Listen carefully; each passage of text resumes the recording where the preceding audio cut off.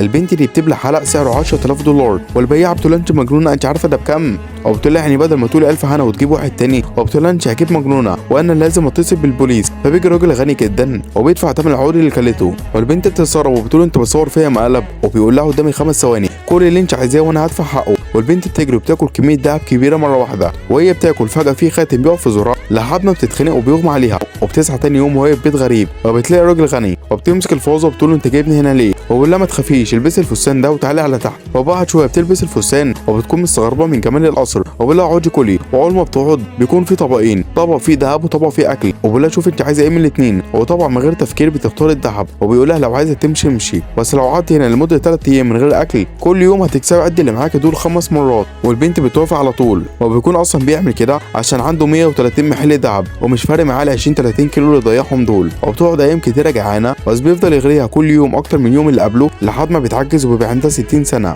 وضيعت حياتها وهي بتجري ورا الفلوس.